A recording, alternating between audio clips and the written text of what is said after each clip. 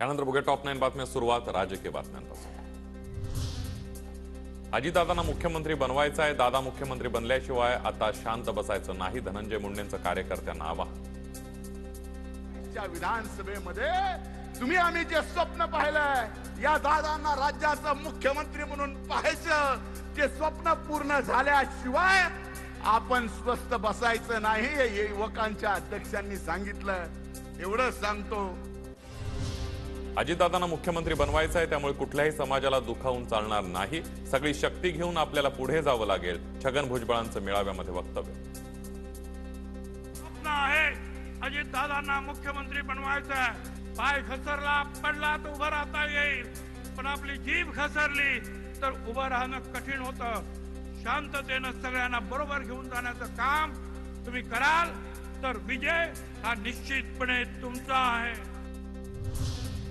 जरा कळसोसा सारखं मुख्यमंत्री करू नका. आधी पक्ष संघटना मजबूत करा. अजित पवारांचा नेत्यांना सल्ला.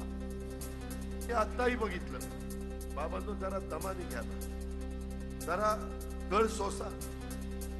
इतकं लगेच सारखं मुख्यमंत्री मुख्यमंत्री मुख्यमंत्री असं करू नका. निवडणूक लढवणार नाही हे स्पष्ट केलंय. कार्यकर्त्यांना कोणतेही भावनिक आवाहन केलं नाही. शरद पवारांचं विधान. शेवटची निवडणूक असल्याचं सांगून भावनिक करतील. अजित पवारांनी केलं होतं वक्तव्य.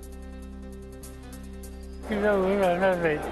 बारामतीचे लोक चांगले आहेत, समजदार आहेत. वर्ष तुझी काम आणि त्यांची प्रतिष्ठा वाढवली आणि त्यामुळे ते योग्य निर्णय घेतले.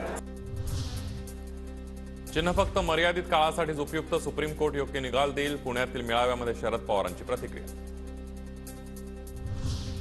काँग्रेस शिवसेना राष्ट्रवादीने पक्ष फोडले पण चोरले नाहीत. मंदिरं उभारतात पण घरं पेटवणं बंद करा. उद्धव ठाकरेंचा हल्लाबोल.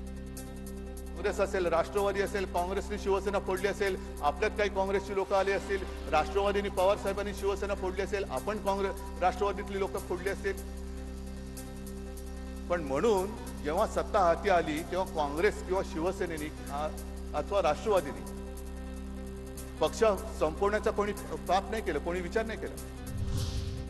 अजित पवार राज्यसभा लोकसभेलाही घरातीलच उमेदवार देण्याच्या तयारीत. रोहित पवारांचा दावा. अजित पवार बारामतीमध्ये बदललेले पाहायला मिळाले. रोहित पवारांचं वक्तव्य. कदाचित लोकसभेला घरातल्याच एका व्यक्तीला संधी देतील, राज्यसभा सुद्धा घरातल्या एखाद्या व्यक्तीला देतील. तो त्यांचा निर्णय. पण त्यांच्याच एका पदाधिकाऱ्यांनी सांगितलं, मी इथं